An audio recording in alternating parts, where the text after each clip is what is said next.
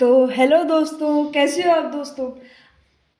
अभी तक हमने जो भी पढ़ा उसमें आपने देखा कि आखिरकार द रेन ऑफ टेरर क्या था, उसमें क्या हुआ और कैसे रोबिस्पियर की सरकार भी गिर गई। दोस्तों, आगे हम जो पढ़ेंगे उस पॉइंट का नाम है ए directory rules France.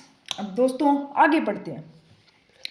The fall of Jacobin government allowed the wealthier middle class to seize power। जो कि जब जो जैकोबिन की गवर्नमेंट थी जिसको रोबिस्पियर अभी तक ट्रीट कर रहे थे, उसके गिरते ही जो वेल्दियर मतलब जो अमीर क्लास थी मिडल, उनने क्या किया, पावर को सीज करने की कोशिश की, खुद के अंदर पावर को लाने की कोशिश की, अंडर पावर को लाने की कोशिश की ताकि वो पावर का यूज़ कर सकें। एक नया कॉन्स्टिट्यूशन बनाया गया जो कि वोटर्स को डिनाई करता था, नॉन प्रॉपर्टी सेक्शंस के जो वोटर्स थे उन्हें डिनाई करता था वोटिंग के लिए। और वो दो इलेक्टेड लेजिस्लेटिव काउंसिल को अपॉइंट करता था, जो कि एक डायरेक्टरी थी और एक एग्जीक्यूटिव थी, जो कि 5 मेंबर्स के द्वारा बनाई गई थी। जैसे कि एक सेफ गार्ड जो कि कॉन्सेंट्रेशन के अगेंस्ट होता था, और पावर एक वन मैन एग्जीक्यूटिव के अंदर होती जो कि कॉन्सेंट्रेशन में पावर होता दी जैकोबिन्स का। उसके बाद जो डायरेक्टर्स थे वो बहुत बार लड़ाइयाँ कर लेते थे लेजिस्लेटिव काउंसिल के साथ। तब उन्होंने ये देखा कि उन्हें डिसमिस कर देना चाहिए। तो जो पॉलिटिकल इंस्टेबिलिटी थी जो डायरेक्टरी पेव करती थी, उनने क्या किया, राइज किया मिलिट्री डिक्टेटर नेपोलियन बोनापार्टे। आप लोगों ने बहुत सारी वीडियोस में नाम सुना होगा नेपोलियन बोनापार्टे, ये इनकी महानता के बारे में सुना होगा, पर आपने आगे अब जो आप पढ़ोगे उसमें ये भी पता चलेगा कि ये भी एक मोनार्क राजा थे।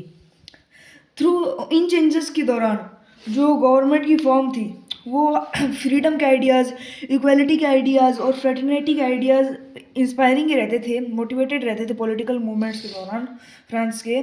और जो भी पूरा यूरोप था उस सेंचुरी में यही सब करता था, मतलब जो कि फ्रेटर्निटी थी, रिमेनिंग इंस्पायरिंग होती थी, उन सब को फॉलो करता था और मोटिवेटेड पॉलिटिकल मूवमेंट्स निकालता था।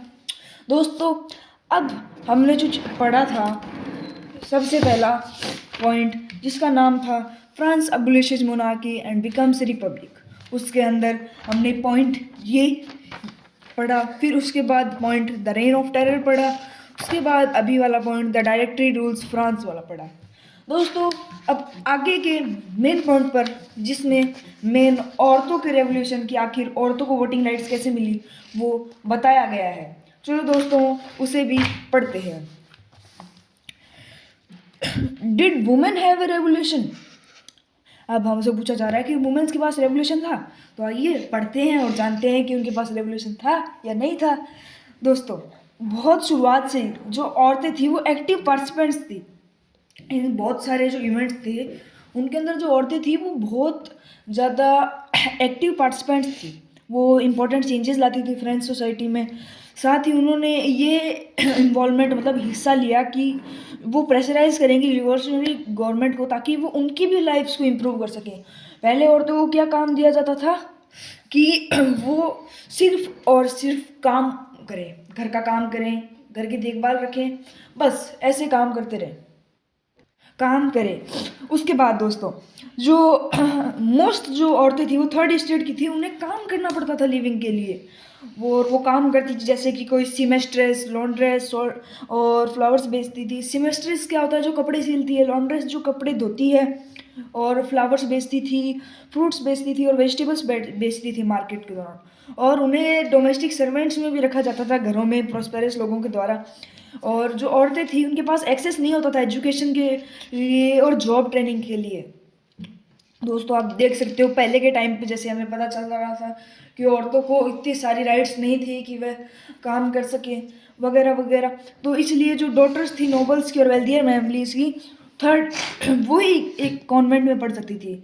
उसके बाद उनकी फैमिलीज उनकी अरेंज मैरिज करा देती थी, और जो काम करने वाली औरतें थी उन्हें भी अपनी फैमिलीज का ध्यान रखना पड़ता था। उन्हें खाना बनाना पड़ता था, पानी लाना पड़ता था, ब्रेड के लिए लाइन में खड़ा होना पड़ता था, बच्चों का ध्यान रखना पड़ता था आदि।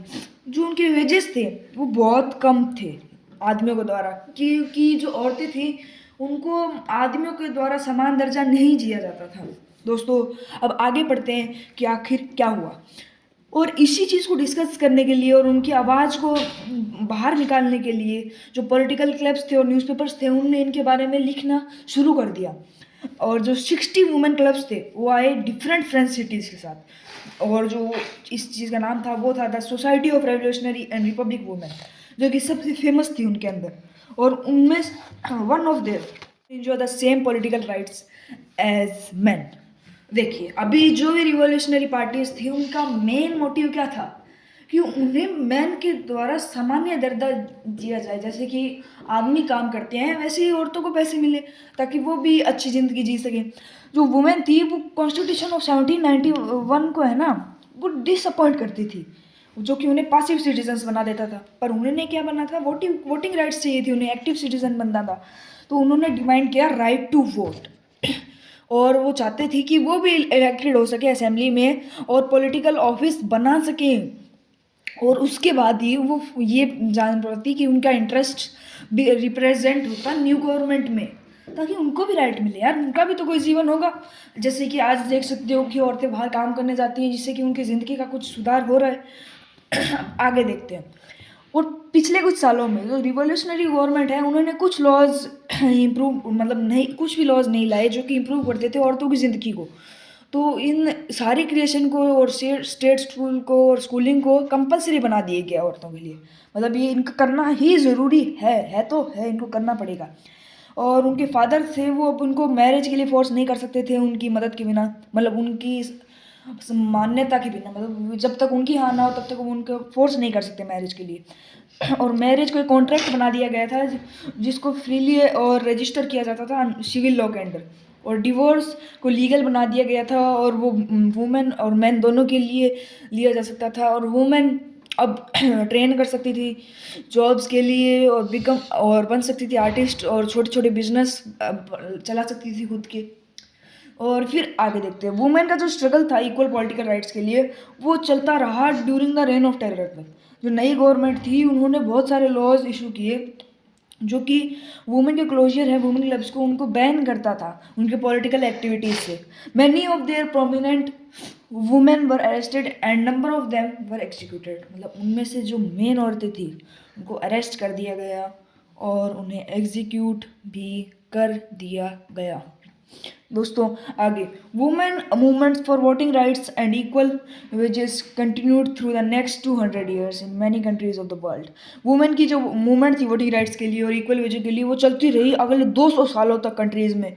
और वो वोटिंग के लिए लड़ती रही। और फिर जब एक इंटरनेशनल सफरेज मूवमेंट निकला लेट 19th और अर्ली 20th सेंचुरी में, तो एग्जाम्पल था जो एक्टिविटीज ऑफ फ्रेंच वुमेन का, उन्हें बाद में एक इंस्पायरिंग मेमोरी की तरह रखा गया। और उन्हें 1946 में वुमेन्स थी जो फ्रांस में, उन्हें राइट टू वोट की पावर मिल गई।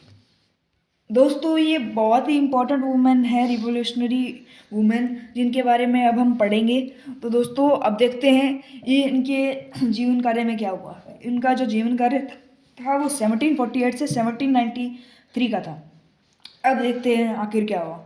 ओलंपे द गिगस जो सब वो one of the most important politically active women थी, मतलब one of the most politically important women थी रिवोल्यूशनरी फ्रांस में। मतलब वुमेन्स को रिवोल्यूशनरी फ्रांस बनवाने में, वुमेन्स के लिए राइट्स को इम्प्रूव करने के लिए उसने प्रोटेस्ट किया कॉन्स्टिट्यूशन के अगेंस्ट। और डिक्लेरेशन थी वो rights of man as citizens, और उनको मूवमेंट को बाहर निकाल दिया गया था उनके राइट्स से। बेसिक राइट्स थी जो हर ह्यूमन बीइंग को, वो 1791 में नहीं मिल पाई औरतों को।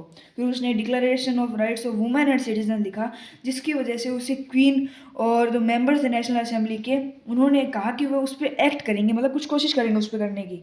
और जो इन 1793 में जब ओलंपे द गिगस ने जैकोबिन गवर्नमेंट को क्रिटिसाइज किया, कहा कि ऐसा नहीं हो सकता, तो उनके सारे जो वुमेन, वो जो जैकोबिन गवर्नमेंट जो भी वुमेन्स क्लब्स को बंद करा रही थी, जब ओलंपिक गिगस ने कहा ऐसा तुम नहीं करा सकते, तो वो बाद में उसको मतलब कोर्ट में पेश किया गया और उसे नेशनल कन्वेंशन के नाम पर सज़ा दे दी गई मौत की, और फिर उसे बाद में एग्जीक्यूट कर दिया गया।